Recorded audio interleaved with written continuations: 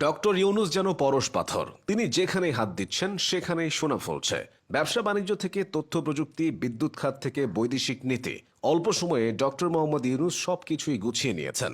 পুনরুজ্জীবিত করেছেন ভেঙে পড়া ব্যাংকিং সিস্টেম, থামিয়ে দিয়েছেন রিজার্ভের পতন।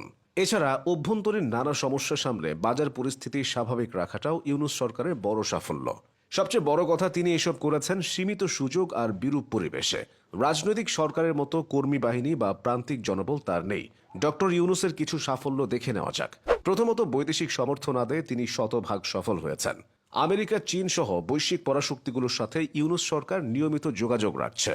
ডক্টর ইউনুস একদিকে ডোনাল্ড ট্রাম্পের ঘনিষ্ঠ ইলন মাস্কের সাথে আলোচনা করেছেন, অন্যদিকে চীনে গিয়ে দেশটির উচ্চ পর্যায়ের কর্মকর্তাদের সাথে বৈঠক করছেন। দুটি ক্ষেত্রেই লাভবান হয়েছে বাংলাদেশ। ইলন মাস্কের ইন্টারনেট সেবাদাতা প্রতিষ্ঠান স্টারলিংকের দ্বার খুলে গেছে এদেশে। এদিকে চীনের বাজারে 2028 সাল পর্যন্ত শুল্কমুক্ত রফতানির সুবিধা পেয়েছে বাংলাদেশ। পাশাপাশি বাংলাদেশ শিপিং কর্পোরেশনের জন্য 4টি সমুদ্রগামী জাহাজ কেনার অর্থায়নের আশ্বাস দিয়েছে দেশটি। এছাড়া আরও বিভিন্ন প্রকল্পে আর্থিক সহায়তা দেওয়ার কথা জানিয়েছে বেইজিং। সফলতা এসেছে রোহিঙ্গা ইস্যুতেও। বাংলাদেশে এসে রোহিঙ্গা ক্যাম্প ঘুরে গেছেন জাতিসংঘের মহাসচিব। কিছুদিন আগেও এই জনগোষ্ঠীর খাদ্য সহায়তা নিয়ে শঙ্কা ছিল। সেখানে এখন রোহিঙ্গাদের জন্য $73 মিলিয়ন নতুন সহায়তা দিচ্ছে যুক্তরাষ্ট্র। ফলে প্রত্যেক শরণার্থীর মাসিক বরাদ্দ $12 থাকছে।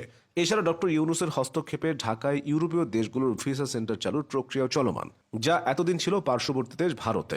ইউনুস সরকারের আরেকটি বড় সাফল্য হলো বাজার পরিস্থিতি নিয়ন্ত্রণ। 2024-এর রোজায় যে পণ্যগুলোর দাম ছিল নাগালের বাইরে, 2025-এ সেগুলো এসেছে ক্রয় ক্ষমতার মধ্যে। মধ্যবিত্তদের পাশাপাশি নিম্ন মধ্যবিত্ত ও দরিদ্ররা তাই স্বস্তিতে বাজার করতে পারছে।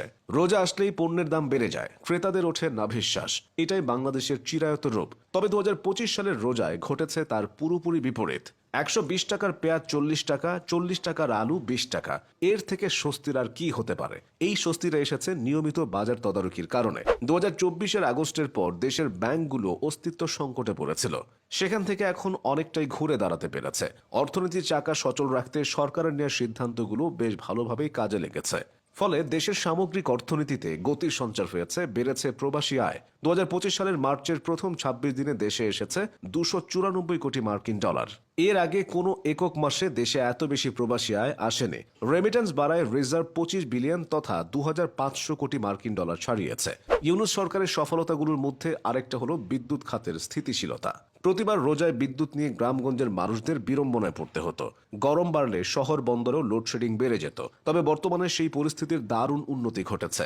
কমেছে লোডশেডিং এর বিরক্তিকর বিড়ম্বনা। এদিকে বকেয়া পরিশোধ করায় বাংলাদেশে পূর্ণ মাত্রায় বিদ্যুৎ সরবরাহ শুরু করেছে ভারতীয় ধন